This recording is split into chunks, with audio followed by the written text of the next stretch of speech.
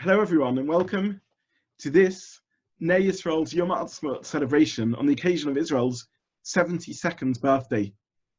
Whilst we're sitting at home, separate, what a blessing it is to have this time of year to stop and to think and talk about Israel and to celebrate and appreciate the gift of Eretz Yisrael. There's so much to say and think about when we stop for a few moments and appreciate the miracles and gifts of Israel, of Eretz Yisrael, our homeland, once again filled with life, with Jewish life, somewhat in lockdown still, but Odi Shoma Ba'ori Yehuda of Chutzos Yerushalayim, our streets, the streets of Israel, the streets of Eretz Yisrael, full again with the joy of Jewish life. And there's so much to focus on when we think about Israel, the incredible gift in 1948, after the terrible dark days of the Shoah, of the Holocaust, to again have a Medina, to have our own country, to see the miracle of its economy going from really a third world colony in 1948 to a leading Western economy today, of the flourishing of Torah, of yeshivas in a way that's unprecedented, that's never been before in the really in the history of the Jewish people. The Knesset, the democracy, the rule of law, the universities, the army, the technology, the world-leading technology that comes out of Israel, and so infused with Torah values, with ethics, with taking a care for its citizens, for its elderly, with a generosity of spirit and assistance to weaker countries, a citizens' army with such strength of values and care for human life, and above all, the sense of family that is at the heart of Eretz Yisrael, at the heart of Israel, that makes it one of the happiest and most contented countries in the world. So much to talk about and so much to think about. But today I just wanted to spend a few moments talking about the very birth of Israel and share a personal family story that, to the best of my knowledge, has never been publicly shared before in English. And it's a fascinating little anecdote. And this is a story of my wife's uncle. In the family, we call him Uncle Dada. His name was David Israel. And I'd really like, on a personal note, to dedicate this evening in his memory. He was a wonderful person, a massive character. There's countless stories that could be told about him. A man who, during the war, was a saboteur fighting the Nazis in occupied Denmark. And after the war, he went to Poland. He rescued Jewish children that were given up to convents and other Christian families. He saved more than 60 children, including one child he rescued who was adopted by his family, by my wife's family, and as my wife's aunt Lola. And tonight I just want to share a little bit about one of his experiences in 1948. Because after the war was over, he moved to Palestine, to what would become Israel. And he was put in a group that was supposed to be the armored brigade, but actually had no armor at all. What they had was what they called panzer cars, which were regular lorries welded with half-centimeter steel plates to give some protection. These are the cars that you can still see as skeletons on the roads as you drive into Yerushalayim. And this was what they were given in their armored brigade. And he ended up being the leader of the first tank in the Israeli army. And you can still see this tank to this day on the way to Latrun, near Latrun. And this was his tank in 1948. And the story of how they got hold of it, how he got hold of it, is fascinating. They went drinking with some British soldiers in 1948. And one has to understand the context of this.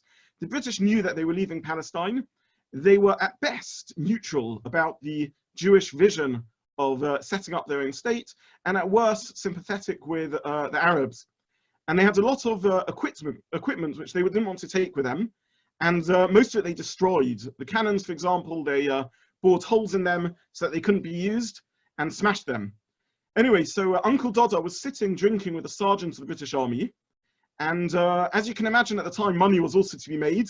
The British soldiers were selling off stuff on the side to make to get some. If it was anyway going to be discarded, they reckon they might as well sell it off. And he got schmoozing with this sergeant, and he said, "We're from a kibbutz. We need a tractor." And he pointed at the tanks that were standing there, and he said, "Could we buy a tractor off you?" So the soldier said, "These aren't tractors, these are tanks." He said, "Oh, what do I know about tanks? They've got caterpillar tracks. This is what we need on our kibbutz. Can we buy it?" And they sold it to him. A soldier stole one of these tanks and sold it to Uncle Dada. and this was the first tank in the Israeli army, still on display there in Latrun. Was it intact? The answer is no. It didn't even have a cannon. The cannon had been bored through to make it useless. And what they did was they put a 20mm machine rifle inside. And what they used to do is they used to throw a smoke bomb out of the turret and then fire with a rifle. And that way, the Egyptian army, who they ended up fighting, it created a lot of noise, it created a lot of smoke. And between the rifle, which caused some, scared them off, and the smoke that was produced by the smoke bomb, that's how they operated at the beginning of the war. There's a much longer story how it all worked out. He describes trying to read the manual in English. English wasn't his first language. He was Danish, but they struggled to read the manual. They stored the tank in a barn, and Ben Gurion came to have a look at the tank, and he tried to drive it out, and ended up pulling the whole barn along with him in this tank. And it sounds almost like a scene out of a joke, the way he describes this first experience in the tank. He says that there were 5 men in the tank. There was a Russian, an Israeli, a Czech, a Dane, and a Canadian. And they didn't have a single language in common, but there was an overlap. So they could all translate to each other and speak to each other, but no one of them could address everyone else in the group. They couldn't turn the turret properly, so they had to turn the whole tank in order to shoot in the right direction. And that was how they went into battle. It's a much longer story how they obtained the other weapons and other tanks in this battle. But what I will say is that, to the best of our knowledge, he was the first Israeli soldier to receive Israeli army uniform. He was wounded in the Battle of Latrun, and after that injured, was unable to fight directly, and he was sent on missions by the provisional Israeli government. And one of these missions that he was sent on was to represent Israel at Count Bernadotte's funeral. Again, the whole story of Count Bernadotte is a difficult and complex one. But he was sent by the army, and Abba Ibn was sent by the foreign ministry to represent them. And in the rush for the funeral, they had to quickly make him a uniform. They didn't have a uniform. And we think, based on the pictures, that they modeled this uniform on the French uniform with a French-style hat. So had that continued to be the Israeli army uniform, then our soldiers would have looked like French soldiers in Israel. This was Doda David Israel, and he was really one of a generation of dreamers who dreamt the impossible and then did it. Yehi Zichro Baruch, may his memory be a bracha for all of us. But I do want to talk for a couple of minutes about dreaming. And we say before we bench on Shabbos, Shir Hamalas b'shuv Hashem es shivas tzion hayinu kecholmim. Shir Hamalas, when we return to Tzion, when we return to Zion, when we return to Israel, hayinu kecholmim, we were as dreamers. And this is a very difficult phrase to understand. I can understand what dreaming is, and I can understand what not dreaming is. But what does it mean, kecholmim, that we were like dreamers? So most famously, this pasuk is translated in line with the Radak, who says this is us looking back on all the tough times, all the difficult times that we had in the Galut, in the exile, in the diaspora, and we say that was like a bad dream. But less quoted is a very beautiful Ibn Ezra on the pasuk. And he says this is talking about the future Geula. And he says that when the redemption comes, it will be so amazing that when we think about it, it feels like a dream. It's all surreal. It just doesn't feel possible to that this is really going on. When we think about the flourishing of the deserts, when we think about the yeshivas and Torah, when we think about the vibrant cities and the vibrant economy and an army and our safety and the incredible brachas and blessing, the world leader and the ability of the country to take care of its citizens, and with a foresight that wasn't gifted, really tragically, to any of the other leaders in the world to understand what needed to be done in crisis and in this crisis, it just feels surreal. Where did this come from? How could this be? This is how the Ibn Ezra translates this pasuk. Then we will feel joy. However, and here comes an important point. The nations of the world will recognize, perhaps even ahead of us, that Higdil Hashem that this comes from Hashem, that he's done with these, referring to us. And only after that, Higdil Hashem lasos imonu. Only after that will we recognize that Hashem has done great things that he did with us. And certainly, therefore, this is what this evening is about. It's about celebrating Eretz Yisrael. It's about thanking the dreamers, then and now, and above all, Higdil Lashem Lasos im Eila, Higdil Lashem Lasos imonu, that we recognize that HaKadosh Baruch Hu has done Nissim, miracles in our days, and continues to do them. So now I want to hand over to one of the current daydreamers, to the Chazan of the Tzava Hagan Yisrael, to Chazan Shai Abramson for Umisha Beirach. Okay, please bear with me as I test the limits of the technology, and hope to be able to share this with you 1 second.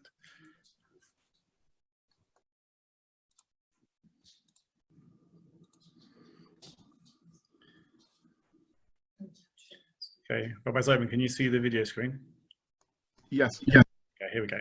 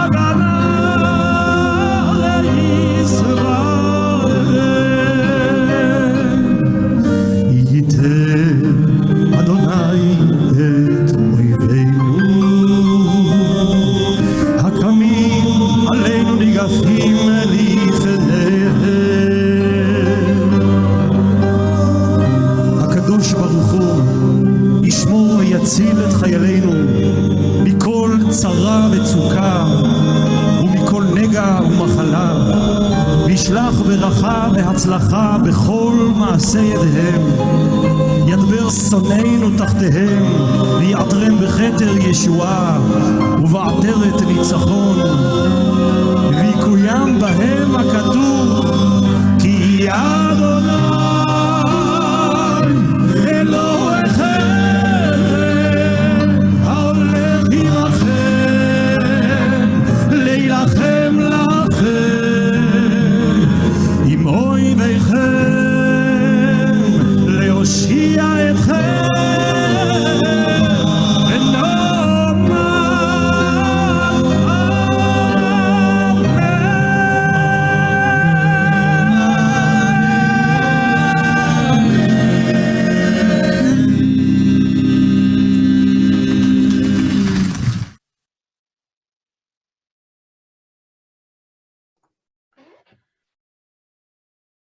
Wow, that was absolutely beautiful and inspiring. That was the Chazan of the Tzva Hagan Yisrael, Chazan Shai Abramson. and his army choir. And now, in a special surprise, we're joined on Zoom by our dreamers, our Cholmim, our Chayalim, the soldiers in Israel from our community. Over to you, Simon.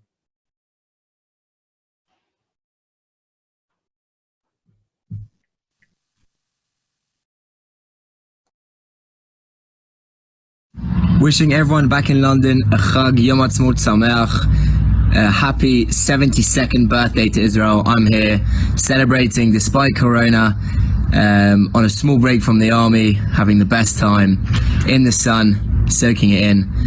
Missing family, of course, and I'm hoping you're all safe. Love to my mum, love to my sisters, and love to all of the Ner Yisrael community. I hope you're all doing well, and Chag Sameach. Hi guys, Nathanael Rubin here. I'm an ex-lone soldier. I had the merit to serve for a year and a half in the Kfir Brigade, and I'm feeling extremely blessed to be living in Jerusalem right now. So I wanted to wish everyone a Chag Sameach, Israel's 72nd birthday, and I want to send all this love and connection that I feel to the land and to the Jewish nation back to you guys. I hope that you celebrate this day really in a great way, and lots of love. Hi, good evening, Sam Baum here. I served in the infantry for 5 years in the Nacha Brigade, finishing as a deputy company commander, and I'm currently a deputy company commander in the reserve unit Gatsav 6310. I live in Elazar with my beautiful wife Rivki, and we just want to wish you a Chag Sameach on Israel's 72nd birthday. Love from the Baums, eagerly waiting your arrival. Hi all, this is Avi Shatskis here from an army base in the north of Israel. Wishing you a big Chag Sameach on Israel's 72nd birthday. I hope you're all healthy and well during these difficult times. I miss the community greatly. I hope to see you guys soon. A big Chag Sameach. Hi, this is Tanya Benjamin. I serve as a basic training commander in the IDF, and I want to take this opportunity on Israel's 72nd birthday to wish everybody back at home at Ner a Chag Sameach, and say thank you for giving me the opportunity to grow up in such a Zionist community, even Chutz La'aretz. It definitely led me to where I am today. So thank you, and Chag Sameach, and Mazel Tov. Hi everyone, I'm Daniel Weinstein, former head Ner community member, currently serving in the Golani Brigade of the IDF. I'm here with everybody in the commander's course of the unit, exactly today leaving after 40 days on base. We wanted to wish everybody a great weekend, Chag Ha'atzmaut Sameach. Hope everybody will be celebrating any way they can with the current situation, and hopefully we'll be having a barbecue. Hi mum and dad, and stay strong. Everyone, it's Yoav Rotzen here. Wanted to wish you all a Yom Chag Ha'atzmaut Sameach. I'm here in Israel 2 months after having finished my service of 2 years in Golani, and I'm enjoying my quarantine as a well-deserved break. I hope that you're all staying safe and doing something similar, enjoying time off. Mum and Dad, hey, miss you, love you, can't wait to see you soon. Hey, this is Ruby Marriott here in Israel. I served in Golani for 2 years along the Gaza border mainly, and I wanted to wish you all a Yom Ha'atzmaut Sameach and a happy birthday to Israel on its 72nd birthday. Hi Ner Yisrael, my name's Noach Shechtel. I'm currently serving in San Chanim. I just wanted to wish you guys a Chag Sameach on Israel's 72nd birthday, and I want to tell Mum and Dad I love you guys very much and I miss you. See you soon.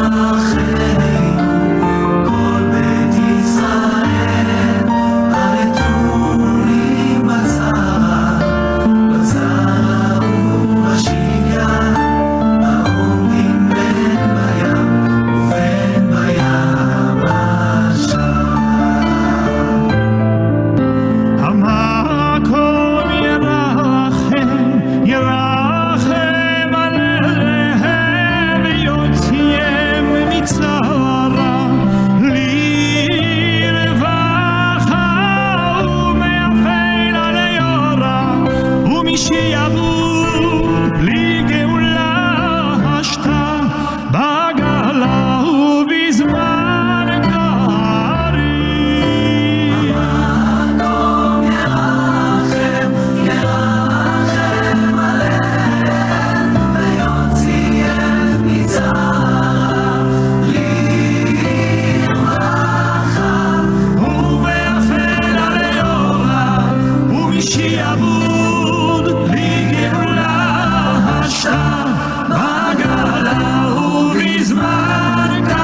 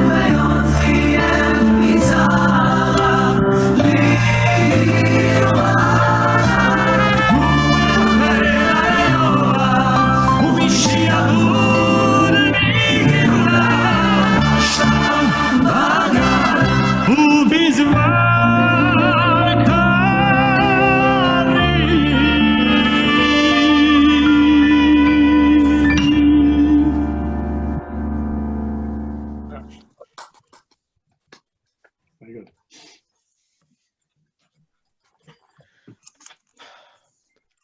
I'm actually finding it a little hard to speak after seeing our 9 children from our community who are serving or just recently finished serving in the army. I have to say, over the last weeks, my wife and I have been moved beyond words by how our community, how we take care of each other in the community, the dedication of so many to take part in chesed, the love of each other and the love of community and the love of Torah that we have in our beautiful Ner Yisrael. And tonight we are reminded of our love of Eretz Yisrael, of Israel. And to see that dedication in our 9 youngsters, that sense of kinship, that shared brotherhood and sisterhood that they feel is something remarkable. To know about these young men and ladies and the other young men and ladies that go off every year after school to Eretz Yisrael, to Israel, to learn in yeshiva, to learn in SLEM, to serve in the army, to go on Aliyah, it is something indescribable. And actually, forgive me if I do something a little spontaneous, and I apologize if I'm putting anyone on the spot, but we have here some of the parents of these 9 young boys and girls. Maybe I can just call on a couple of you and ask you how you felt as you saw your children come up on the screen. Simon, or I don't know if people are able to unmute themselves, but maybe if the Bounds, Daniel and Sharon, if you're on, perhaps you can just share with us what you felt just now. Yeah, people, please come off mute if you want to have a word. Okay. You go. Hello, Rabbi. Hello, everybody at Ner Yisrael. Chag Sameach. It's actually incredible. We weren't expecting to see Sam because he's finished his duty. We're immensely proud. We're immensely proud of all these children who leave their easier lives in Hendon, so to speak, and to embark on places and people that they're totally unfamiliar with in a foreign language, and they're all amazing. All the kids are really quite incredible. Kol hakavod to each and every one of them. They should stay safe and be well, and we thank them for protecting us. Amen. Thank you. On the screen, Shula, you're for whatever reason positioned on our screen right next to the bounds. Are you able to? You're unmuted. Shula, maybe you can just say. We just saw Avichai up there. You're wonderful, Avichai. Maybe you can just say something to us. I'm not sure this will work because I'm on my mobile rather than on a computer. Can you hear me? We can hear you. Can. So I think I'm going to paraphrase the bounds. My heart is full of pride at the achievement of these wonderful young people. And some of them are in combat units and others are in other units. And it's really important to understand that the Israeli army is an infrastructure that's made up of all kinds of soldiers. And every single one of them is really, really important to the infrastructure. And no matter what tafkid they do, no matter what job they have in the army, it's really, really important for the whole. These kids are in fact, they're not kids, they're young adults, are an amazing journey.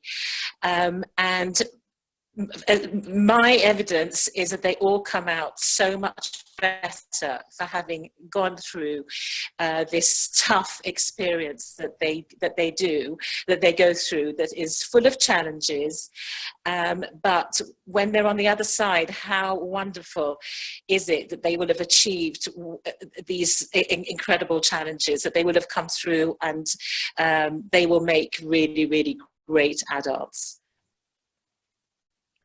Thank you. Thank you so much. Wishing them all to really look after themselves and stay safe. Amen. Amen. Moshe and Sarah, would you forgive me if I turn this time instead to a grandfather? Jerry, I see you on here somewhere. Perhaps. Hi, I'm here. Well, it's very emotional. He's emotional now, so maybe it's not the best time to speak. Listen, I know all the 9 kids. They grew up in our shul. Some of them, I was at their bris. That's it. Pam, apologies, I didn't see you there in the screen, but hello, Pam, also. Gary, Melanie, are you on screen? Are you here? Gary and Melanie, can I see you? The Marriotts, I see the Marriotts. Jonathan and Janice, sorry to put you on the spot. If you, I'm unmuting you if that's okay. There, I think we're unmuted. It's difficult to really follow what Sharon said, what Shula said. Hang on 1 second. Come back to us because there's another screen in the room with the sound on, and I'm getting all the. Oh, that's what Michelle is here. Sid Goodman. Yeah. Do we have Jay and Nicola Schachtel online? Jay and Nicola, if you're here, can you unmute yourselves? Do we have the Benjamins, Elliot and Charlotte? Hi, good evening. This is what happens when you send your children to Zionist schools, Zionist shuls.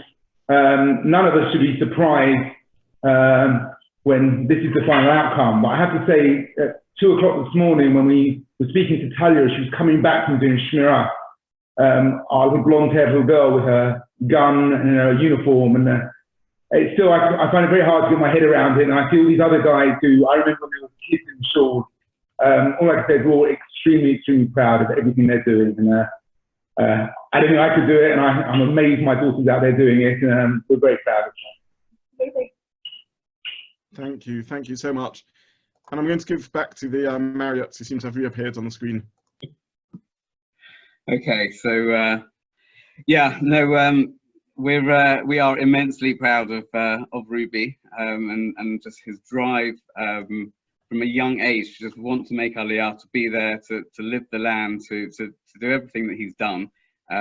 He didn't mention his beautiful wife Oriya, who he got married to last August, and of course there's Aliza, who's currently in London but very much made Aliyah too and wants to be part of the land. So Janice and I are just very proud.